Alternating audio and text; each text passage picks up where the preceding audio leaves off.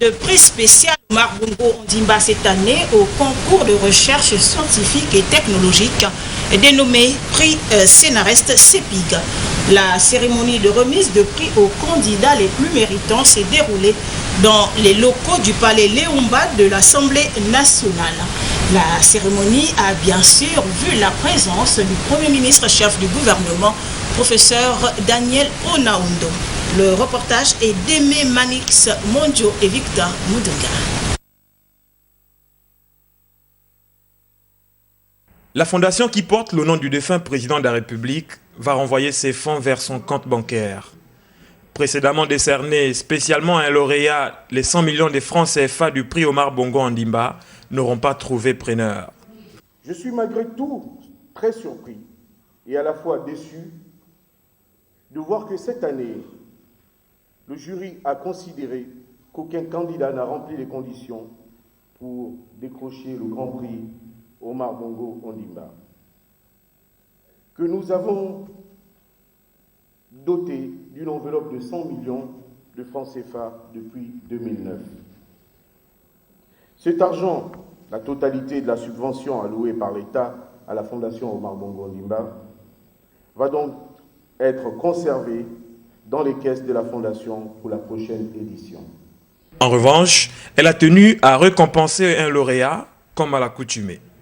Le président du jury du prix Scénariste CEPIG de la recherche scientifique, de l'invention et de l'innovation technologique, édition 2014, atteste que Jean-Bernard Lekana-Duki a obtenu le prix d'honneur de la Fondation Omar Bongo Ondimba. Toutes mes félicitations. Il n'y a pas eu de langue de bois. Au fond, toutes les personnalités invitées à prendre la parole au cours de cette cérémonie ont tenu à élever l'initiative de la recherche au Gabon. La recherche, justement, l'a reconnu le commissaire général du Centre national des recherches scientifiques et technologiques, ne peut se faire uniquement avec l'appui des autorités gouvernementales. Monsieur le Premier ministre, chef du gouvernement, un prix scientifique comme celui-ci ne peut être effectivement viable que s'il a le soutien du gouvernement. Nous avons le soutien du gouvernement. Et pour preuve, monsieur le Premier ministre, vous avez sacrifié votre soirée à vos premiers amours, à votre profession. Vous êtes un grand professeur agrégé des universités et de l'université gabonaise prioritairement. Donc ça, c'est acquis. Mais il faut un deuxième élément. Ce deuxième élément, c'est des partenariats publics-privés. Aucun pays au monde ne peut financer ou ne laisse financer la recherche par le seul gouvernement. Ça n'est pas possible. Pas même aux États-Unis, pas même dans les autres grands pays qui sont aujourd'hui développés ou émergents. Parmi les participants à la réussite de ce concours, on notera la reconnaissance des précédents discoureurs adressés à David Elamitsa, le patron de Gabon Télévision, pour le travail que ses collaborateurs et lui-même abattent pour la recherche. Nous voulons donc réaffirmer simplement ce soir notre volonté de continuer à accompagner le CNRS, de continuer à soutenir modestement ce prix. J'ai été très sensible aux mots aimables prononcés par le professeur Franck Idiata, mais je pense que nous intervenons simplement en aval du processus. Le gros du travail, c'est les scientifiques qui le font.